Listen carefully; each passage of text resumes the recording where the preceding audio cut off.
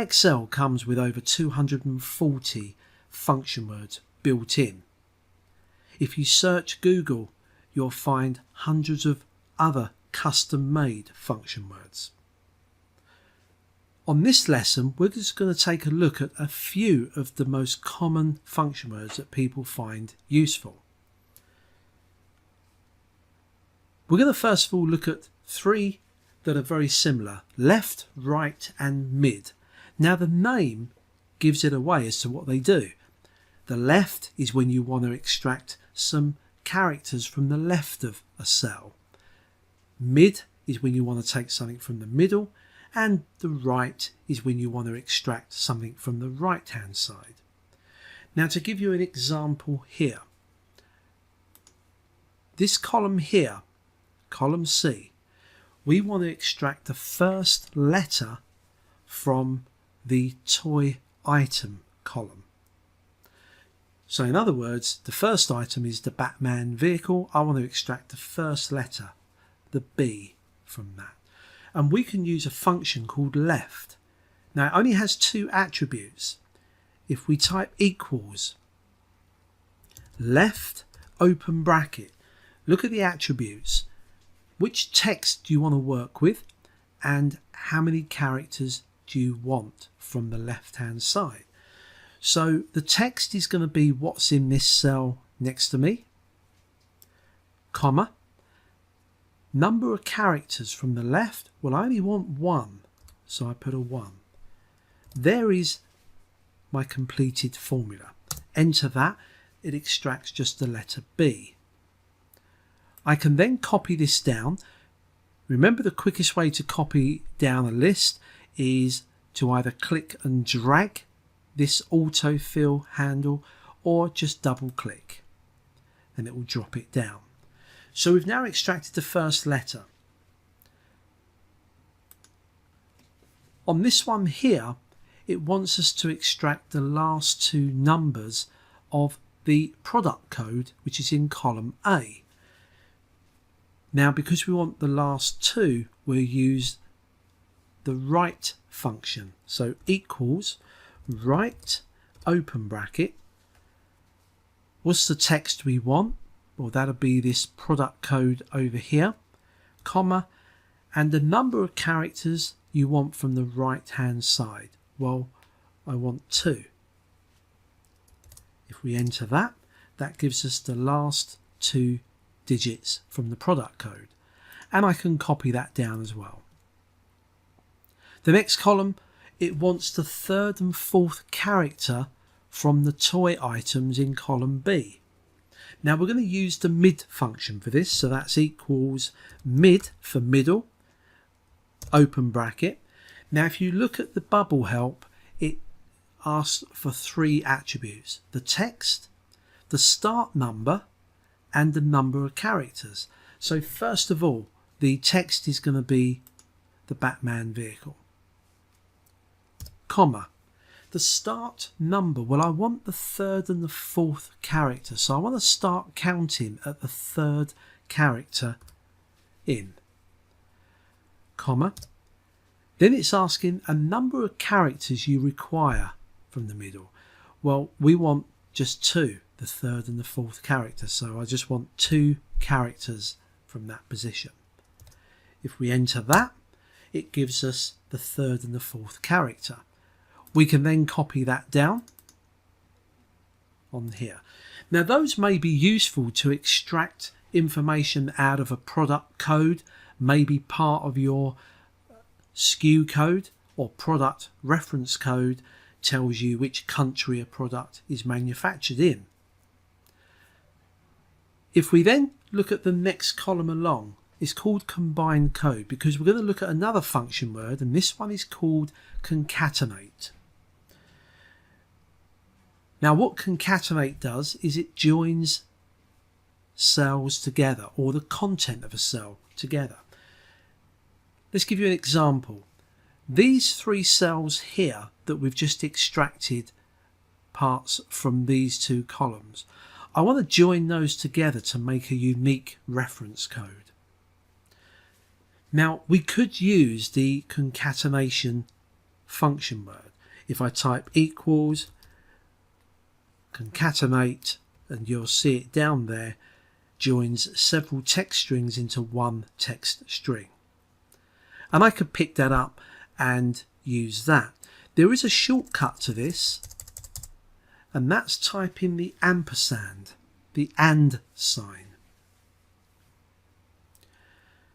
So what I want to do is, after I've typed equals, I want to pick up this cell here and I want to join it onto, so I use my concatenate shortcut, which is the ampersand. Just think of that as gluing things together.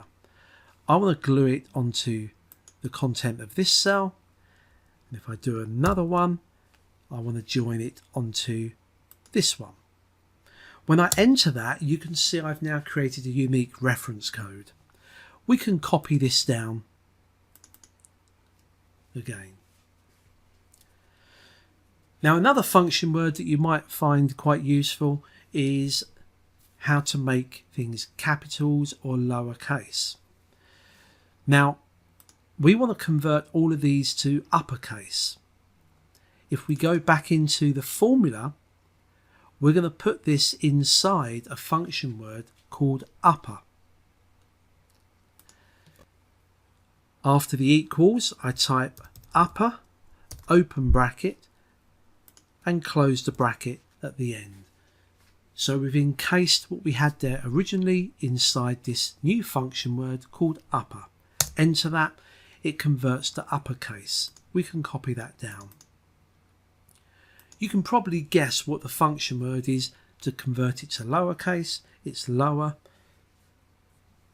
And you also have one called proper, and that will convert initial caps. So you have capital first letters. Now we can elaborate on this system a little bit more. To finish off this lesson, we're going to use a function word called find. What we want is to extract the letters that are in front of the hyphen in our product code in column A, because that tells us who the manufacturer is. Sony, Apple, IBM, Microsoft. When we click over here in the manufacturer code, we could use the left function to extract letters from the left hand side. So if we do that now, equals left, open bracket, the text we want is the code, comma, and I want to take two letters from the left hand side. When I enter that, you'll see that does a very good job of extracting those two letters in front of the hyphen. Now there is a problem here, because if I now copy this down, it's given us two letters on all of them. If you take a close look at the product codes, they vary in length. Some companies only use one letter in front of a hyphen. Some companies use 3 letters or 4. So we have a bit of a mixture there. What we need to be able to do is to come back to this function word, and this is the problem we've got, this number here, the number of characters. We need that to be fluid. We need it to change. Sometimes have 3, sometimes 4, sometimes 1. So how do we do that? Well, if we click over here, let's demonstrate this other function word called find. I'm going to ask the program to find whereabouts the hyphen is, and that's what the find will do. It will return the position of the hyphen. If we type equals find open bracket, if you look at the bubble help, find what text. In other words, what am I looking for? Well, I'm looking for the hyphen. As with previous lessons, whenever you're putting normal text in a formula, it has to be surrounded by speech marks. So in speech marks, I'll ask it to find the hyphen. Comma. The next attribute says within what text. Where will I find it? Well, you'll find it in this product code over here. in A2. Close bracket, enter that. It tells me that the hyphen is the third position along.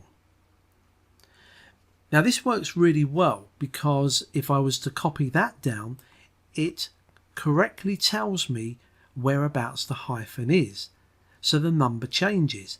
The problem with this is that we don't want the hyphen in our manufacturer code column.